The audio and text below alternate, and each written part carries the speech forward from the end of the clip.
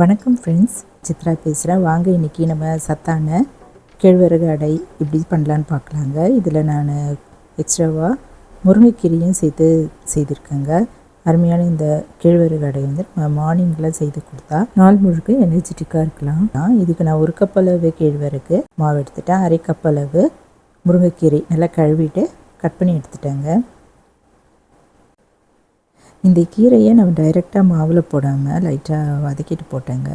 ஏன்னா சின்னவங்களும் பெரியவங்க வயசானவங்களும் சாப்பிடும்போது செரிமானம் ஆகாது. அது ஈஸியாக டைஜஷன் ஆகிறதுக்காக நம்ம இது கொஞ்சமாக அப்படி லைட்டாக வதக்கிக்கலாம். அடுப்பில் கடாயில் எண்ணெய் ஊற்றிட்டு இதையும் போட்டு 2 நிமிஷம் வதக்கிக்கலாம். மாவில் சேர்த்துக்கலாம். இதுக்கு நான் வந்து சைட் டிஷ் வந்து சட்னி தாங்க அரைச்சிட்டேன்.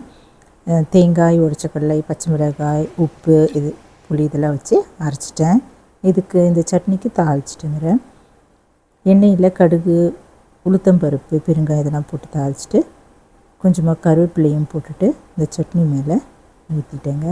இப்போ இதை எப்படி தயார் பண்ணலான்னு பார்க்கலாமா? இப்போது கொஞ்சமாக வெங்காயம், 2 பூண்டு பல் தோலோடு நசுக்கிக்கலாம். கொஞ்சம் கருவேப்பிலை, 2 டேபிள் ஸ்பூன் அளவு தேங்காய், பச்சை மிளகாய், பெருங்காயம், ஜீரகம் இதெல்லாம் எடுத்து வச்சுக்கலாம். இப்போ 1 கப் அளவு கேழ்வரகு மாவு பாத்திரத்தில் போட்டு வதக்கின கீரையும் சேர்த்துட்டு தேங்காய் எல்லாமே இன்க்ரீடியன்ஸும் சேர்த்துட்டு நல்லா பிசைஞ்சிக்கலாம். இது மார்னிங் நம்ம சின்ன பசங்களுக்கெல்லாம் செய்து கொடுக்கலாம், பெரியவங்களும் சாப்பிட்லாங்க. டயபிட்டிஸ்க்கும் இவ்வளோ நல்லது. இந்த அடையில் பூண்டு சேர்த்துருக்கேன். பூண்டு விருப்பம் இல்லாதவங்க ஸ்கிப் பண்ணிக்கலாம். இதில் ஒரு 1/2 டீஸ்பூன் அளவு உப்பு சேர்த்துட்டு முதல்ல கலந்துட்டு கொஞ்சம் கொஞ்சமாக தண்ணி ஊற்றிட்டு சப்பாத்தி மாவு இப்போ செய்கிற மாதிரி அந்த பதத்துக்கு நம்ம பிசைஞ்சிக்கலாம். இதில் கால்சியம் சத்தம் இருக்குதுன்னு சொல்கிறாங்க, இரும்பு சத்து இருக்குது அப்படின்னு சொல்கிறாங்க. நம்ம அடிக்கடி உணவில் சேர்த்துக்கலாம். இதை போல் நல்லா பெசரிட்டு எடுத்து வச்சிடலாங்க. இது தட்டிடலாம். வாழை இலை இருந்தால் வாழை இலை நம்ம பயன்படுத்திக்கலாங்க. இல்லைன்னா கூட பரவாயில்ல. பாலித்தீன் ஷீட்டு அது போல் இருந்ததுன்னா கூட நம்ம எண்ணெய் இதை போல் தடவிட்டு பெரிய உருண்டையாக எடுத்துக்கலாம்.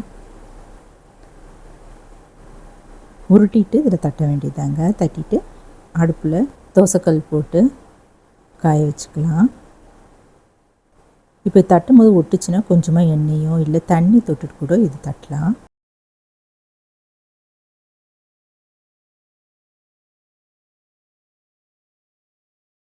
இப்போ கல் காஞ்சிருச்சு. இப்போ கொஞ்சமாக ஆயில் ஊற்றிட்டு நல்லா தொடச்சிட்டு நம்ம இந்த இலையோடு அப்படியே தலைக்கீழாக கவுத்துடலாங்க. கவுத்துட்டா நல்லா ஈஸியாக எடுக்கவும் வரும். நான் ஏற்கனவே போட்டிருந்த வீடியோவில் ஒரு ஃப்ரெண்டு கூட சொல்லியிருந்தாங்க, பாலித்தீன் ஷீட்டு யூஸ் பண்ண வேண்டாம், அதே சமயம் நான்ஸ்டிக் தவாவும் யூஸ் பண்ண வேண்டாம்னு. அது ரொம்ப நல்ல யோசனையாக இருந்தது. ஏன்னா நம்ம அதெல்லாம் அவாய்ட் பண்ணுறது ரொம்ப நல்லது. இது போல் நம்ம எல்லா அடையும் சுட்டு எடுத்துடலாம்.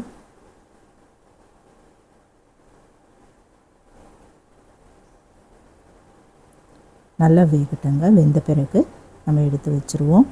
அருமையான கேழ்வரகு அடை முருங்கைக்கீரை எல்லாம் போட்டு செய்திருக்கேங்க. நீங்களும் இதை ட்ரை பண்ணி பாருங்கள். டயபிட்டிஸ்க்கு ரொம்ப நல்லது. எனக்கு சுகர் எதுவும் கிடையாது, இருந்தாலும் நான் இது போல் சிறுதானியங்களை நான் உணவில் அதிகமாக சேர்த்துப்பேங்க. இது நம்ம பாடிக்கு வெயிட் லாஸ்க்கு ரொம்ப நல்லதாக இருக்குது. அதனால் நான் சிறுதானியத்தை அடிக்கடி உணவில் இது போல் டிஃபனாகவோ சாப்பாட்லேயோ சேர்த்துக்கிறது. பல வகையான சிறுதானியத்தையும் நான் ட்ரை பண்ணி பார்த்துட்ருக்கேன். நீங்களும் இந்த ராகி அடை இது போல் ட்ரை பண்ணி பார்த்துட்டு எப்படி இருக்குன்னு சொல்லுங்கள். இந்த வீடியோ பிடிச்சதுன்னா என்னுடைய சேனல் சப்ஸ்கிரைப் பண்ணிக்கோங்க, லைக் பண்ணுங்கள், ஷேர் பண்ணுங்கள். பக்கத்தில் இருக்கிற பெல் ஐக்கானையும் கிளிக் பண்ணிக்கோங்க. தேங்க்ஸ் ஃபார் வாட்சிங். நன்றி, வணக்கம். நம்ம நெக்ஸ்ட் வீடியோவில் பார்க்கலாம்.